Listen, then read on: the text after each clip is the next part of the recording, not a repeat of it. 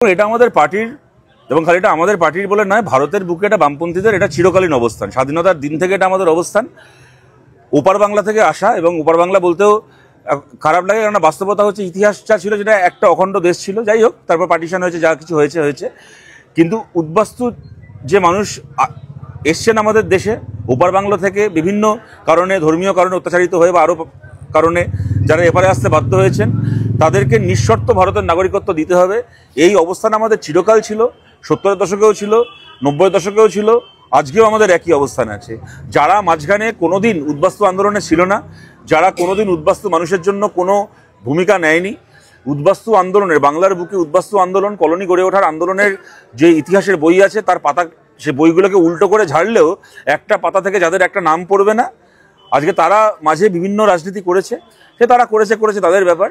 কিন্তু এই স্ট্যান্ড আমাদের চিরকাল ছিল, আছে এবং থাকবে যে ওপার বাংলা থেকে আসা প্রত্যেকজন শরণার্থী মানুষকে, প্রত্যেকজন উদ্বাস্তু মানুষকে বিনা শর্তে ভারতের নাগরিকত্ব দিতে হবে। কিন্তু শান্তনু ঠাকুররা তো বলছে যে নিঃশর্ত যদি দিতে যাওয়া হয় তাহলে এখানে উগ্রবাদীরা ঢুকে যাবে, সেই কারণেই তারা নিঃশর্তভাবে কোনোভাবে নাগরিকত্ব সম্ভব নয়, সেটা বারবার করে তারা বলছে। দেখুন, ওপার বাংলা থেকে আসা একজন শরণার্থীকে যদি ওনার এখন উগ্রবাদী বলে সন্দেহ করতে ইচ্ছে করে, তাহলে উনি করুন, কিন্তু সেটা ওনার রাজনীতি।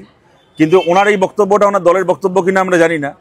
কিন্তু আমি ওনাকে নিয়ে কি বলবো, একটা সময় যখন সিএর পক্ষে বিপক্ষে অনেক বিক্ষোভ ইত্যাদি চলছিল, ওনাকে বলতে শুনেছিলাম যেদিন ভারতের সিএ লাগু হবে সেদিন সবার আগে আমি লাইনে দাঁড়িয়ে সিএ এর ফর্ম ফিল আপ করবো।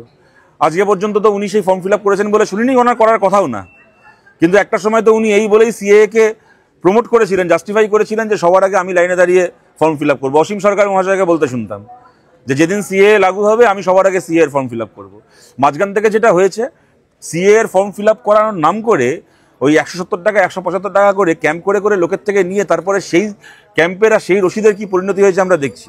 হরিয়ানা একটা রাজ্য যেখানে বিজেপির সরকার রয়েছে, শান্তনু ঠাকুর মহাশয়ের সই করা সার্টিফিকেট, মতুয়া কার্ড শান্তনু ঠাকুর মহাশয়ের সই করা, আমরা দেখেছি সেই কার্ড মাটিতে পড়ে আছে, সেটার উপর হরিয়ানার পুলিশের বুটের ছাপ, বিজেপি সরকারের পুলিশের বুটের ছাপ।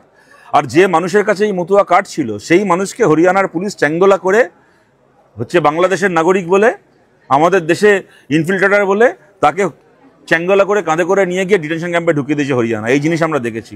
শান্তনু ঠাকুরের সই করা কার্ড মাটিতে পড়ে আছে, তার উপর দিয়ে পুলিশ সেটাকে মারিয়ে বিজেপির পুলিশ চলে গেছে। সুতরাং এই যে রাজনীতি হচ্ছে, এটা অত্যন্ত জঘন্য রাজনীতি হচ্ছে। দেখুন, 34 বছর আমরাও সরকার চালিয়েছি এখানে, তার আগে পরে বাংলায় উদ্বাস্তু আন্দোলনের বামপন্থীদের একটা ইতিহাস রয়েছে, কিন্তু কোনোদিন কেউ কল্পনা করতে পারতো না, না মতুয়া আন্দোলনকে, না ঠাকুরবাড়িকে, তার এই যে একটা গৌরবের ঐতিহ্য, সেটাকে রাজনীতির জন্য, দলাদলির জন্য এরকমভাবে টুকরো টুকরো করা হবে। আমরা চাই, দেখুন, এখানে দাঁড়িয়ে যে আন্দোলনের প্রতি, যে লড়াইয়ের প্রতি সংহতি জানাতে আমরা এসেছি, আমাদের কাছে সেই সংহতিটাই এখানে মুখ্য। আমরা সেই কথাগুলো বলেছি, কিন্তু আমরা মনে প্রাণে চাই, আমাদের পার্টি এটা চাই, আমরা চাই ঠাকুর বাড়িও জোড়া লাগুক, মতুয়া আন্দোলন ঐক্যবদ্ধ থাক, এবং এত মানুষের, এবং মতুয়া আন্দোলন মানে তো আজকের একটা এসআইআরের বিরুদ্ধে লড়াইয়ের প্রশ্ন না, এটা স্বাধীনতার আগে থেকে আজকে 100 বছরের ওপর, 150 বছর পুরনো যে সমাজের সবচেয়ে পিছিয়ে পড়া মানুষের সামনের দিকে এগোনোর যে একটা লড়াই, যে আন্দোলন, মানুষ ঐক্যবদ্ধ ছিলেন বলেই সেই লড়াই আজকে এই জায়গায় এসছে। সেই ঐক্য যেন রাজনীতির নাম করে, দলাদলির নাম করে কেউ নষ্ট করতে না পারে। আমরা চাই মানুষ ঐক্যবদ্ধ থাকুন।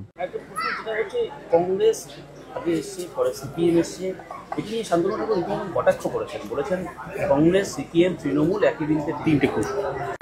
তো উনিও এসে 4 নম্বর কুসুম হয়ে যান। কে বারণ করেছে? কেউ আসতে বারণ করেছে? না, আমরা বলেছি যে আমাদের গাছে আর কুসুম ধরবে না। কে এসছে তো বড় কথা নয়, যিনি এলেন না, যারা এলেন না তারা কেন এলেন না, আমাদের কাছে তো সেইটা প্রশ্ন।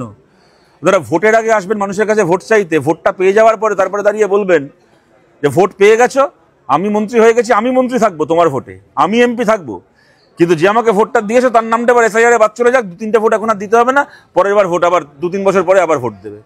দেখুন, ছোটবেলা যে আমাকে হাতে করে ভাত মেখে খাইয়েছে, আজকে আমি নিজে হাতে ভাত খেতে শিখে গেলেও কোনোদিন চাইবো না ছোটবেলা যে আমার মুখে ভাত তুলে দিয়েছে সে কোনোদিন অভুক্ত থাক।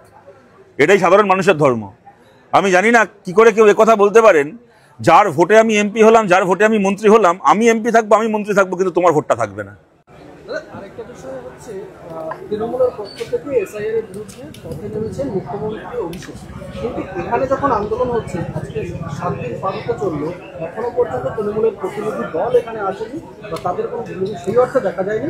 মতুয়ারাই বলছে যারা অবস্থান। দেখুন, আশাটা উচিত ছিল, আমরা আশা করি, দেখুন আমরা আশা করি ওনারা আসবেন, আসা উচিত ছিল, বহু আগে আসা উচিত ছিল। কারণ দেখুন, এখানে এই এতজন মানুষ আজকে না খেয়ে আছেন, অনশন করছেন, অসুস্থ হয়ে পড়ছেন, এবং সত্যি সত্যি তারা যদি দাবিটা করছেন, রাজনৈতিকভাবে তো তৃণমূল এই দাবির বিরোধী নয়, আমরা যতদূর জানি। যদিও এটাকে নিয়েও এখন বলতে চাইলে অনেক কথা বলা হয়ে যায়। যে 2003 সালের আইনের জন্য আজকে এই সর্বনাশটা হয়েছে, সেই 2003 সালের আইনটা হয়েছিল বাজপেয়ী মমতা বন্দ্যোপাধ্যায়ের মন্ত্রিসভার আইন। সেটা আজকে দেখুন, আমি ছোটবেলা পশ্চিমবাংলায়, যে বাংলায় আমি বড় হয়েছি, এবং এটা আমার ধারণা আমার প্রজন্মের যারা এই কথাটা শুনছেন সবার অভিজ্ঞতার সাথে আমার অভিজ্ঞতাটা মিলবে। আমরা ছোট থেকে যখন বড় হয়েছি এ কথা বলতে শুনতাম আমাদের মাটিতে দাঁড়িয়ে একজন নেত্রীকেই, যে ভারতের বা পশ্চিমবাংলার ভোটার লিস্টটা খালি ভারতবাসীদেরকে নিয়ে নয়, পশ্চিমবাংলার ভোটার লিস্টে প্রচুর বাংলাদেশি রয়েছে। এই কথাটা কিন্তু পশ্চিমবাংলার মাটিতে দাঁড়িয়ে কোনোদিন জ্যোতি বসুকেও বলতে শুনিনি, কোনোদিন প্রণব মুখার্জিকেও বলতে শুনিনি, কাউকে বলতে শুনিনি, একজনকেই বলতে শুনেছি। আপনারা জানেন কাকে বলতে শুনেছি। সুতরাং এখন বলতে চাইলে সেই ইতিহাস অনেক কথা চলে আসে। কিন্তু যাই হোক, আজকে যেটা পরিস্থিতি, আমরা অবশ্যই মনে করি সরকারের পক্ষ থেকে একটা মধ্যস্থতা করা উচিত, এবং করা হবে না কেন? ধরুন, কেরালায় তো আমাদের সরকার রয়েছে, এসআইআর তো পশ্চিমবাংলার সাথে সাথে কেরালাতেও এখন চালানো হচ্ছে। কেরালায় তো কাউকে এসআইআর এর জন্য অনশনও করতে হচ্ছে না, আর কাউকে আতঙ্কে মারাও যেতে হচ্ছে না। কেননা কেরালায় আমাদের সরকার জানে, আমাদের বিএলওরা জানে যে যেন তেন প্রকারে হোক মানুষের অধিকারকে আমাদের রক্ষা করতে হবে, নাগরিকত্ব আমাদেরকে রক্ষা করতে হবে। বিহারে আজকে বিজেপি একটা কাজ করতে পেরেছে, কেন পেরেছে? বিহারে গভর্নমেন্টটা বিজেপির নিজের গভর্নমেন্ট, তারা যা চেয়েছে করেছে। কিন্তু যদি কোনো রাজ্যে বিজেপির নিজের গভর্নমেন্ট না থাকে, তাহলে সেই রাজ্যে বিজেপির ইচ্ছে মতো সবকিছু হয়ে যাবেই বা কেন? তাহলে লাভটা কি হলো বিজেপি বিরোধী গভর্নমেন্ট থেকে?